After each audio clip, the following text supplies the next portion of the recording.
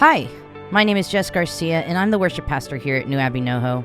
I'm so happy you're here with us today. As a community, we believe that everybody has a journey of healing, growth, and transformation available to them. And the question is, where are you on that journey?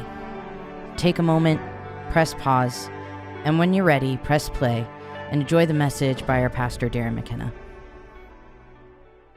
Well, we've done it. We've made it through 2020, and we are into a hell of a start for 2021.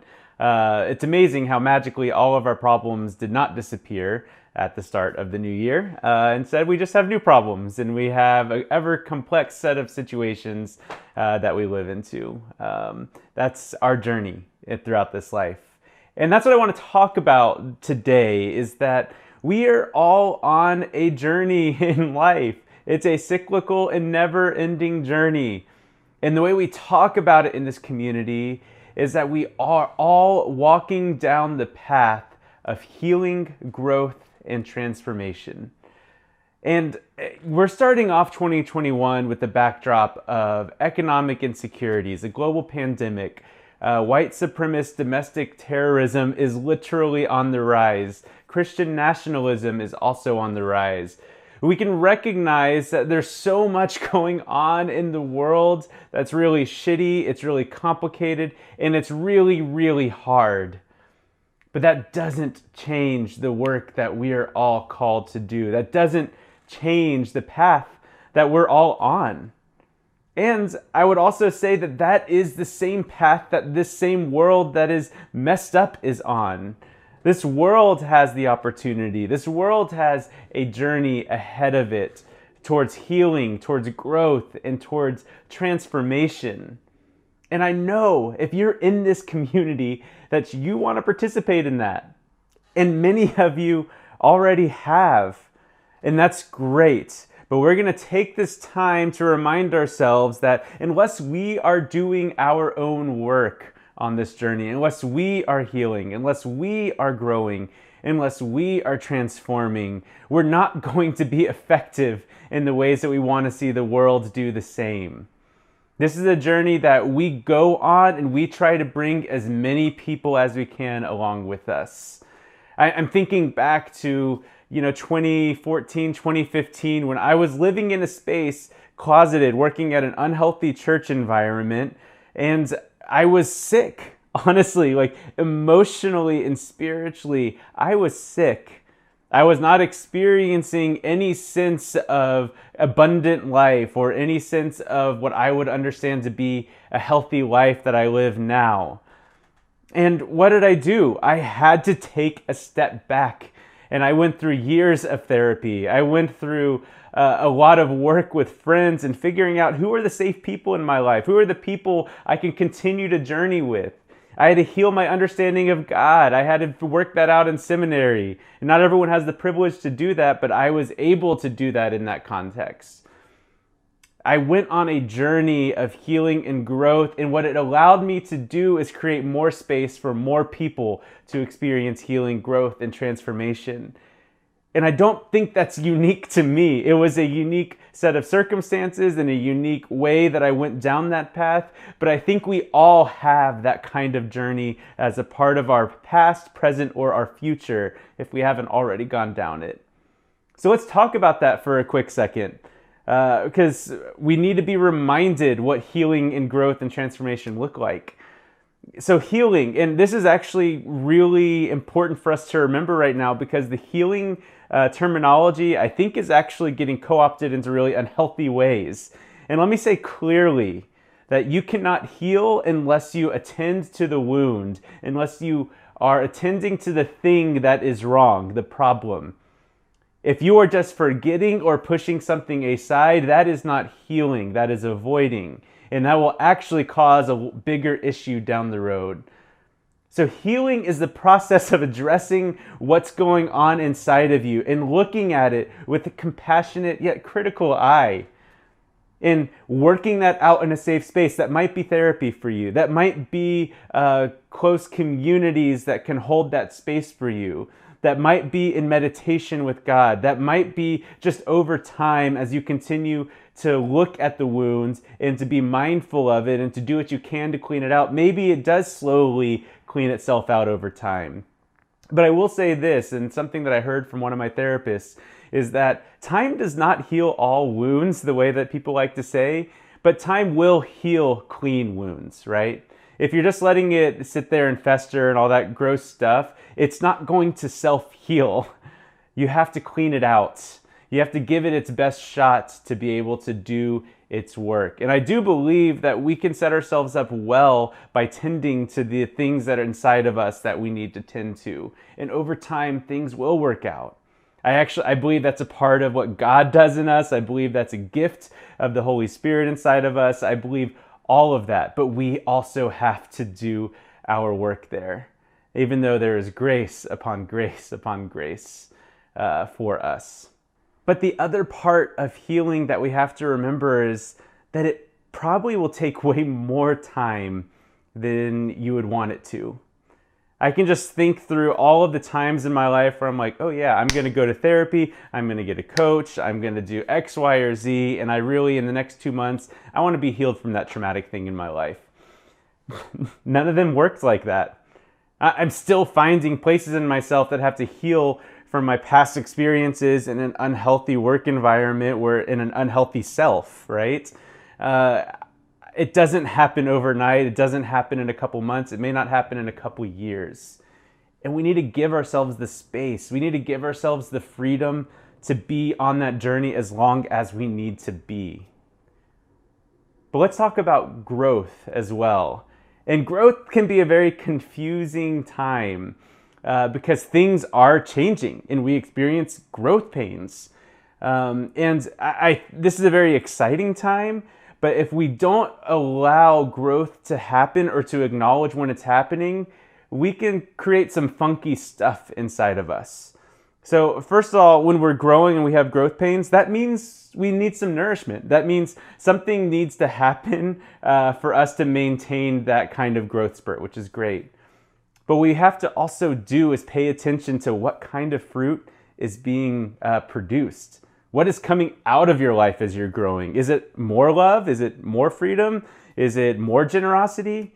Or is it more hatred? Is it more whatever? I almost said anger, but I don't want to stigmatize anger because it's a healthy and natural emotion.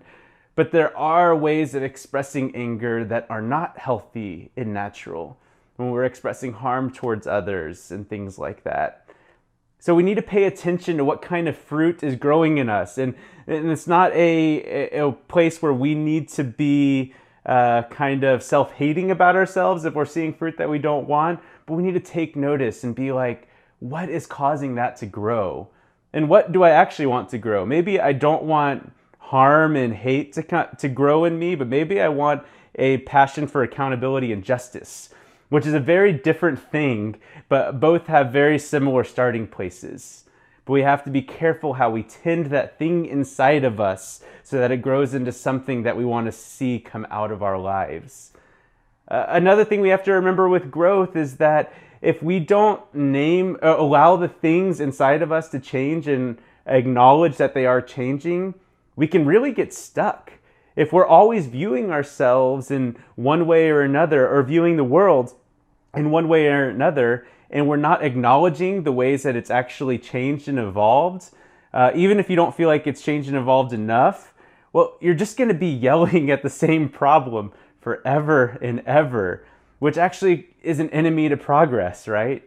We need to acknowledge the change, and we need to celebrate the growth in us, acknowledge that it's happening, and maybe we also need to acknowledge that more needs to happen, right?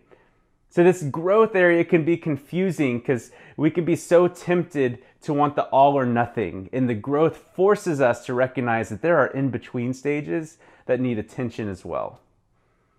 But then we get to transformation, which is a really just high energy part of the journey where we start to recognize who we are and what we really want. And not only do we recognize it, but we start to embody it.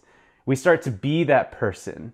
And we start to be the person or the society or the world that we just hoped we could one day be. And that energizes us. That gives us a desire to keep going and to move. And it usually gives us a desire to look outwards at who else needs this kind of experience that we're having, right?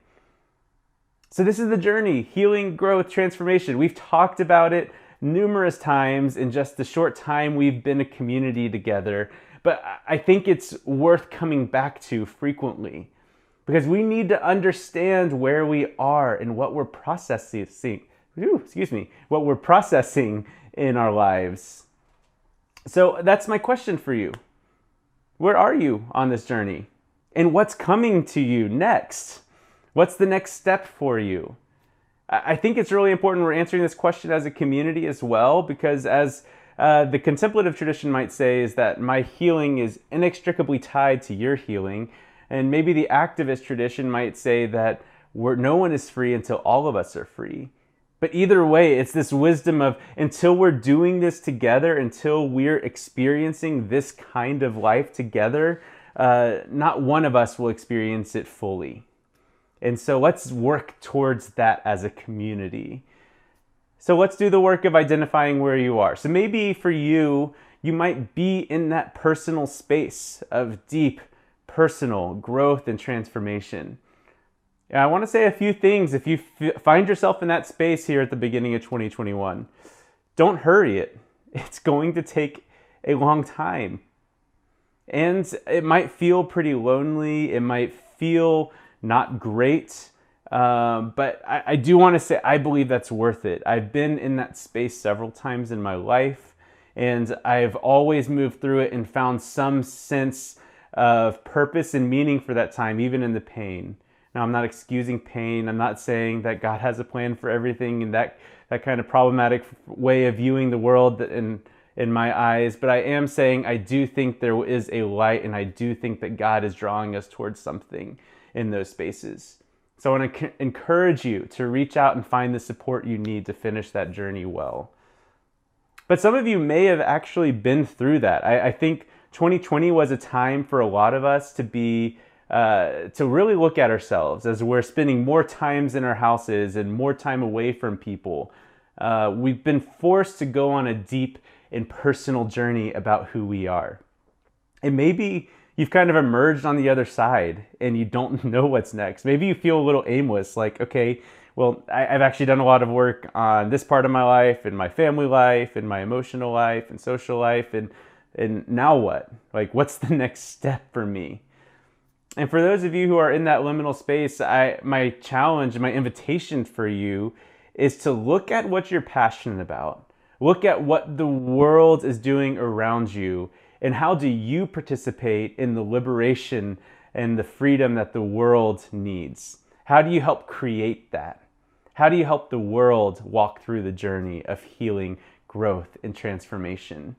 And here's the wisdom for this part of the journey: is you can't equally take on everything. You can't do that well anyways.